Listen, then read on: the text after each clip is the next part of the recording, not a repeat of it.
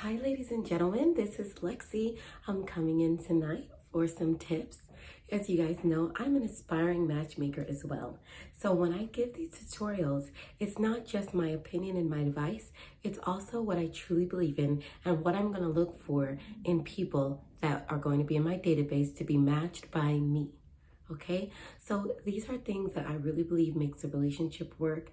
I want to sit down with couples, and soon I'm going to start to speak to people, bring people in, bring in candidates that are going to be in my database just so people can see, speak with them. And I'm also going to start bringing people in to answer some questions, to talk a little bit more, and to bring this show into a more interactive platform. Hope you guys have been doing good. This is my kind of season. I love fall. I'm a pumpkin spice, everything nice kind of girl. So it's going great. I am baking, I'm cooking, and I'm preparing for Thanksgiving. I'm getting that break, seeing family, and I'm just excited. So as I said, I'm an aspiring matchmaker. So today I'm just going to talk about things that I really feel that couples need in order to make the relationship work. Okay? So we're going to just get right on into it, ladies and gentlemen. The first thing we're going to start with is just honesty.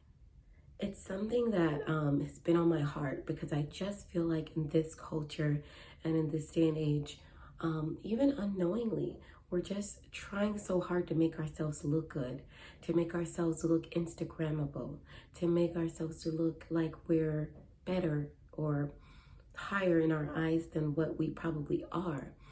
And it's sad.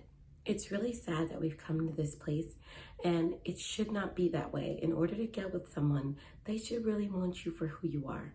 And that's why I look at all these channels and all these different things on YouTube of how to be more feminine, how to be more submissive, how to be more, all of these different things. But the problem is, my mom and I have a running joke. It's called the novelty joke. The novelty wears off, right? So you could do all these things to get a man. I'm not saying that you shouldn't try to better yourself. I'm not saying you shouldn't try to be like your parents' generation and you actually want to make a good try in the relationship and you want to be the best traits that you could possibly be. I'm not saying that, but what I am saying is that the novelty wears off. So a lot of people are going to do all these things in the beginning. A lot of men are going to show all these traits in the beginning. Oh, I'm a high value man. Oh, I'm going to make money. Oh, I'm going to do this. Oh, I'm going to do that. Oh, I'm a high value woman. Oh, I'm going to, show him I could cook. I'm going to show him I could do all these things. However, if it's not who you truly are, it's like peeling off the onion peels. Over time, the truth always reveals itself, right? It's like the mask, on Halloween or something. When you take the mask off, the true person's underneath that. So you could put on a good show for the party. You could put on a good show out and about. You could put on a good show to go out there and trick or treat. But at the end of the day, when you get home, the costume comes off. So I do believe that the novelty wears off on a lot of things. It's just like when you bring home a new baby. You're so excited, they can't touch the floor, they can't eat anything. You're like, oh my goodness, I don't want anybody else to hold this baby but me. I want to be with this baby all day. You're getting all those hormones, you're feeling everything. You're just on a high. But after 2 weeks, you start losing sleep, guys. Tell me if I'm lying. You start hearing this cry, and the cry is like, oh, it's not as sweet anymore. It's not as innocent anymore. It's, you just ate, you just were fed, you just got a diaper. Why are you crying still? So the novelty starts to wear off. Not saying that you love the baby any less or you love your job as a mother any less, but it's just like that in relationships. So honesty is so important. Be who you are. Yes, enhance your good traits, but don't fabricate your traits. Enhance, don't fabricate. Be the best person that you are, the best person that you can be. But the key word is can be, not are, won't be. And a lot of people are just being someone that they see on Instagram, that they see on television, that they look up to, but it's just not them. So when I get my database of matchmaking and have couples and potential males and potential females to be together, then I'm going to make sure that honesty is something that when they came to me real. They're being who they are. They're owning their hobbies. They're owning what they stand for. And that's just you. Just be unapologetically you, and you will be matched by me. Another thing that's going to make a relationship work outside of honesty, which still goes in line with honesty, is finances. Finances is the number one reason why couples break up. They break up because of financial issues, whether it be obtaining finances, keeping finances, losing finances. Getting, maintaining, losing. 3 main problems of relationship. Getting the money. You might be getting the money. You might be busy. You might be on a high. It might not be enough for the time. You might be struggling. You're trying to get the money. You're trying to make the money. And in that time, troubles arise because either more money is needed, or you're too focused on it that you can't be with someone, or it's just not enough. So you have to put in more work to make that money. Maintaining the money, budgeting, might be getting spent. That's probably the number one reason. Credit card bills racked up. Things being bought that we don't need. Usually as the income goes up, people just get more expenses. And really what should be happening is your income goes up and you're actually downsizing. You're getting less expenses. I'm guilty of it too, but I've learned and I'm teaching myself so importantly that just because you have more doesn't mean you need to spend more. However, it's not as hard for a woman like me because everybody knows I'm the coupon queen, I'm the budget queen, I'm a vacation Groupon queen. I have no shame in my game, guys. If I could save $1, I'm gonna save that and plus 2. I love thrifting. I love budgeting. I love getting the bang for my buck. It gives me a high to know that I got 50% off. Oh, the joy knowing that I didn't pay full price for something. Now it's this new thing I have where I go shopping in my house. I know, creepy, right? But it has sense to it, right? That high that you get from wanting to be on Amazon and buy something new. I was always like, I like this. Oh, I want to try this. I'm especially like in this pumpkin season. I'm like, oh, I want to get this new pumpkin face mask. I want to use these things. But I'm like, how about I just go shopping in my house? And that means a lot of us accumulate stuff. A lot of us have junk. A lot of us have drawers and closets and places that we don't even frequent that you might be finding the very thing you're buying off Amazon. So I go shopping in my house.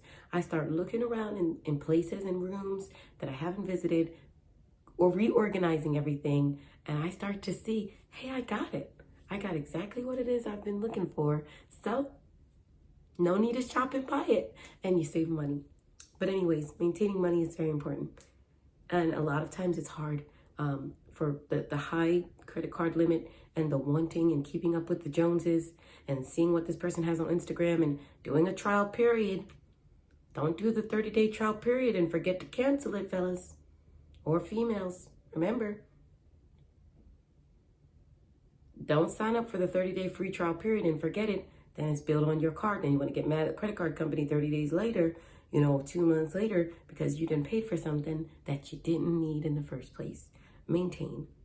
And then losing. That's always the number one way where the divorce happens. That's where breakup on a one-way ticket. You lose that money, you lose that financial standing, you lose that job, you lose that. And we have to do better as a couple, as a community. If everybody is trying their best and they worked hard and they did everything that they could, then let that person get a chance to build back up their finances. Give them a chance. The only problem is when somebody's continuously losing and burning and losing, and they're not getting anywhere further, or they think they're above another job, or they think they're above something, then they can't build themselves back up. Then there's a big problem. Another thing is the communication factor. So many people don't have social skills. So many people don't have social skills. And you see it so much now in the dating scene. And that's the number one thing I'm looking for in my database. In order to be on the winning team, guys, you got to know how to speak to people. You got to know how to be a people person. I'm not saying that you can't have some introverting traits or introverted traits, or you might not be a little shy. You can be shy, but you need to be shy, but still be able to communicate what you want, to get your point across, to speak about your views and your values and your hopes and your dreams. And you need to be able to articulate that in a healthy manner. And so many people are just off the rocker. Cuckoo, cuckoo, cuckoo, cuckoo, cuckoo. And the wheels on the bus go round and round, round and round, round and round. The wheels on the bus go.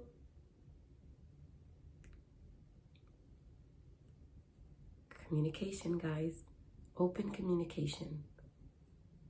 It's okay to believe something different. It's okay to want something different. It's okay to value something different.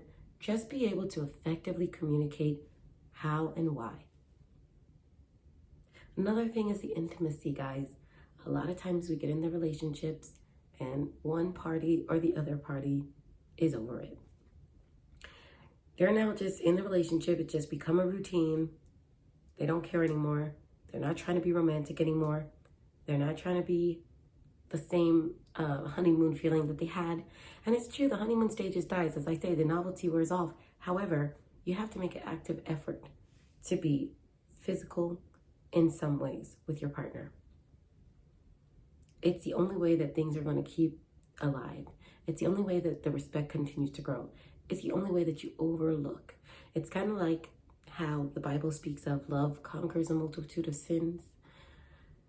The intimacy can conquer a multitude of wrongs that might have happened that day.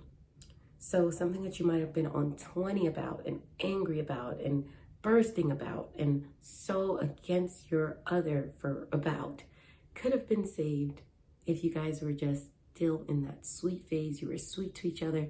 You were nice to each other. You remember to hug each other, call each other pet names. Those little things should not leave the marital relationship or the relationship in general. So intimacy is so important. Make that effort. Keep calling her babe. Keep calling her honey. Keep calling her darling. Keep calling her sweetheart. And ladies, keep calling him sweetie. Keep calling him my hero. Keep calling him honey, sweets, baby, whatever. Keep those names in the house.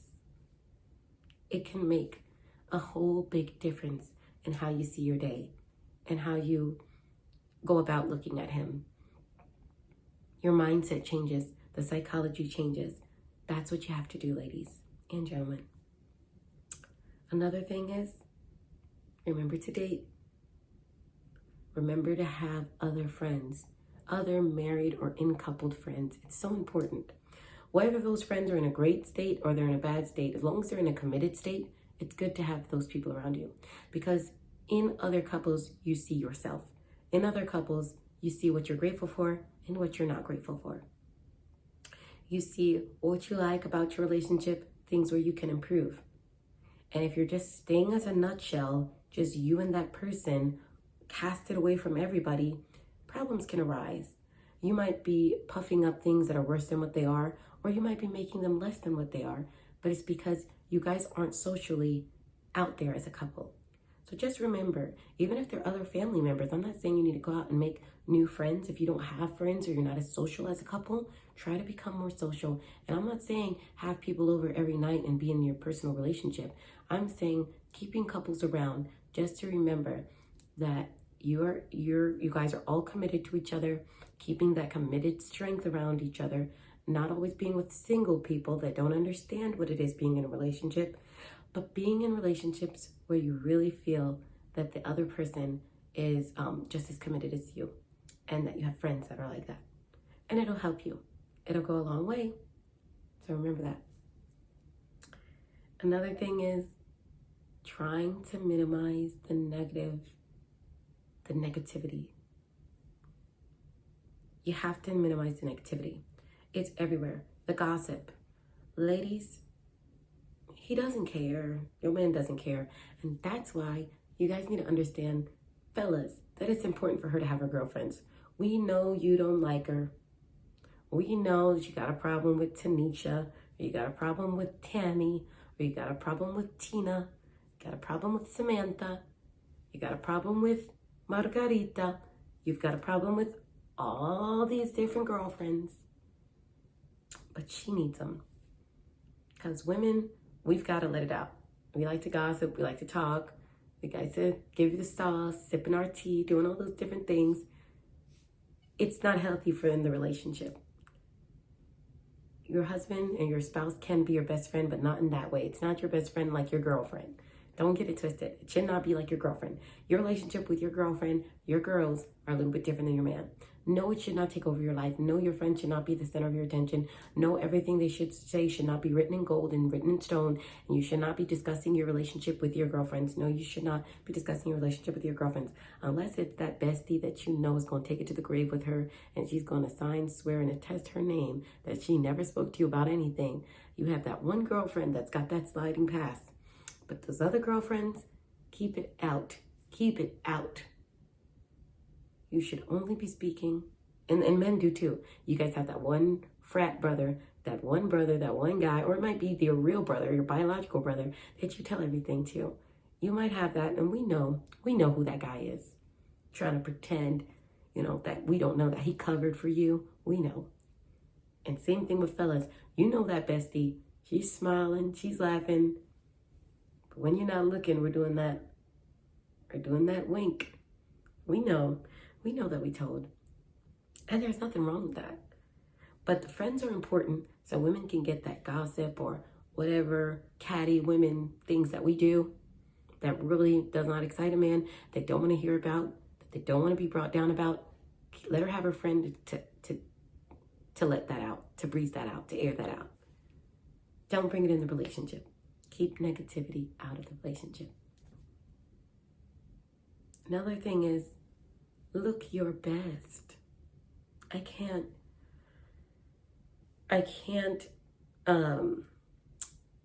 harp on this any more than I possibly want to. It's just look your best. It's so important because whether you end up with a person or not, your mind still remembers back on, I remember when she would wake up, her little outfits, her little cute. Just try to look your best that you possibly can.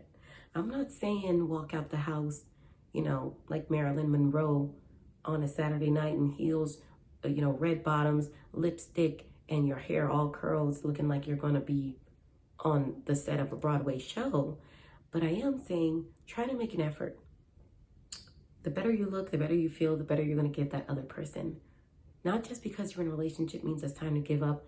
Let your hair down, put on the sweatpants, lay on the couch, and just unbutton the pants and, can you pass me a beer from the fridge? No. Remember that the person still wants to get the best of you. Remember that the person still wants to get you at your best. And especially us, I think we take our youth for granted. We're going to get older. We're going to probably put on some weight. We're probably going to have things change with us. We're going to have health issues. We're going to have things happen in life. So make sure that while you can and while you're healthy and while you're feeling good about yourself, that you're giving your partner your best. Look your best, act your best, be your best. And the last but not least is stay on your game. Just like a job, an annual review, just like a restaurant when the food department comes in, just like your taxes on your annual financial review, Uncle Tom, do that in your relationship. Have a relationship checkup. Make sure that you look back and say, did I do everything that I could to make my other person feel special? Did I do everything I could in value to what they've done for me? A lot of times there's give and take in a relationship, right? There's a period in the relationship where one person's winning, one person's doing a lot more for the other, and there's another part in the relationship where the other person's doing a lot more. So just make sure that you have that relationship checkup, that the balance stays. Because sometimes you are going to have to pull more of a load. Sometimes the other person's going to have to pull more of a load. Just make sure the other person isn't dying for thirst, dying for help, dying for recognition, and you've just gotten on autopilot like, oh yeah, I like it. I could stay like this. I'll keep that person in the driving seat as long as I can sleep and wind my seat back and listen to my music. No, it doesn't work like that. If you guys are driving a 24-hour cross-country trip, that person has to eventually get sleep, and you're going to have to get in the driving seat. So just remember that you appreciated the time off. You appreciated the help that they've given you. You appreciated them putting in more work, but just make sure that it's equal balance. And I'm not saying that in terms of just one division or financially, he gave me $50, I'm going to give him back $50. No, I don't believe in that. That's just tit for tat. No, I still believe the man has manly roles of providing and of being the leader of the marriage, the leader of the relationship, the leader of how it should go. There are no two kings. There are no two people ruling anything. We don't have two presidents. We don't have two kings. We have one president and a vice president. We have one pilot and one co-captain. We have one king and one queen. There's no equal anything, okay? So the one person's gonna have to take more responsibility, and that needs to be the head, okay? However, it needs to be balanced in the sense that where that person's strong, you're weak, and where they're weak, you can be strong. So more in value and more in attributes in what you can help in their mental health. They might have had a long day. Run the bath water, get the bath ready. They might have had a long day. Help them unload their car. Help him unload his briefcase. Help him, get the laundry started. Do things where it's showing that you observe their help, you observe what's going on, and you just want to be there. And try not to always be in the autopilot comfortable seat. That's another thing, getting comfortable. Try not to get too comfortable. So these are the things that I'm looking for. So ladies, gentlemen, if you guys like my content, if you guys like what I'm saying to you, if you guys like this channel and this platform, you're going to start writing me. You got to start writing me. I'm going to have an email address up. I'm going to have a website up. I'm going to have things up for matchmaking. And I just want to give you guys a little bit more background on how I'm going to matchmake. It's not going to be like the typical matchmaker that's going to be charging you an arm and a leg and your firstborn baby just to get a date. That's not going to be me. When I did my wedding businesses back in the day, and I did it as a wedding planner on the side, because as you guys know, by day, I am an account manager. I am a career woman. I am a sales rep for a company I've been with for 7 years. However, on the side, as a wedding planner, I always remembered that there are people out there that are like me. They're average earning Americans. That's the majority of us. They're average earning. They don't have a $50,000 wedding budget. They don't need to spend that anyway, because it's not about the wedding, like I said, it's about the marriage. And my weddings were for the average person. They didn't go over $10,000. My sweet spot was between $6,500 to $8,500 to have your dream wedding. And I made it all happen. And I've got pictures and wonderful couples that are still together to prove it. And I'm so happy about that. And it's going to be the same thing for matchmaking. I want to keep my sweet spot at no more than $500 to maybe $1,000. However, just to be matched in my database, it's only going to be $50 per application. Yes, I said it, only $50 to submit your application, and you've got a 90% chance of not being rejected. That's another thing. These matchmakers reject so many people. They reject so many people that they can't match. And it's sad because they're only looking at, the look, the finances, and they're matchmaking rich people. And I'm not saying there's anything wrong with that, but I'm just saying matchmaking should not just be a rich man's platform. It should not just be a rich man's category. There's so many of us regular people that unfortunately they'd love to do it, but they can't afford it. Can't expect to ask somebody to go broke just to be and have the opportunity to find love. And as a matchmaker, you understand that you can put two people together, but you can't make it happen. You can't force them to get married. You can't force things to work out. So as a result, you're only saying, I believe, with my expertise and seeing my couples and watching people get married and dealing with couples and planning their most beautiful and most biggest day of their life, I can only say that I think this person and that person will make a good team. And I'm going to do it for the regular people. I'm not saying I'm not going to match rich people. I'm not going to say I'm not going to match rich. I am going to match all income brackets, but it's going to be affordable for all. And like I said, you are going to be matched based on, so if you are a higher earning person and you have more demands, I'm going to try and fit you with that person that can suit your lifestyle and that can suit your demands and that can suit your day-to-day lifestyle.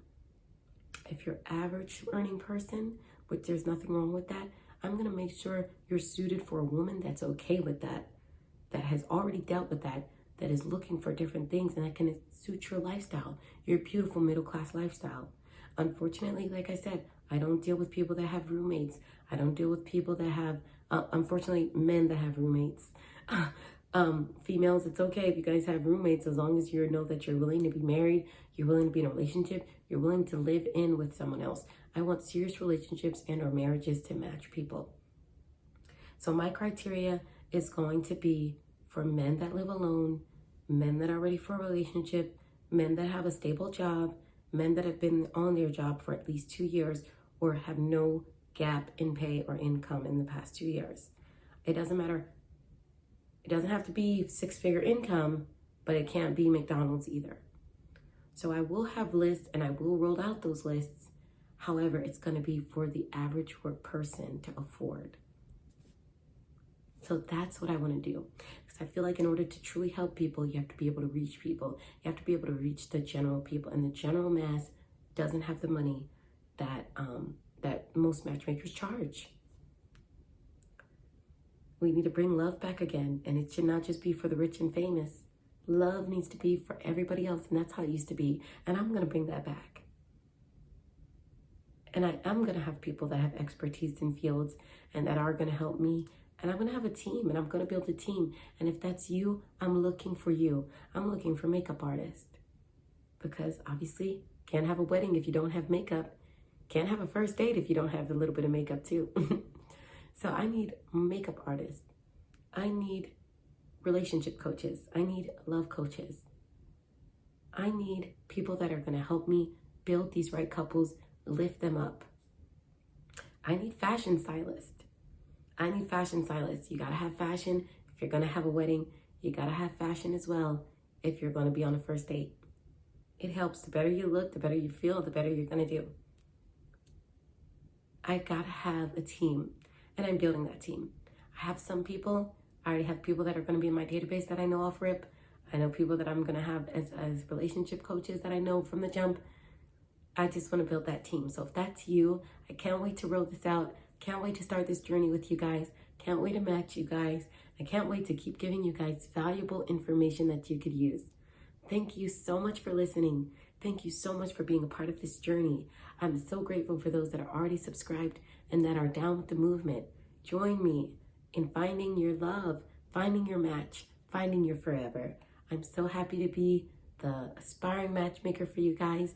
I want you to like and subscribe and have a wonderful evening. Thank you.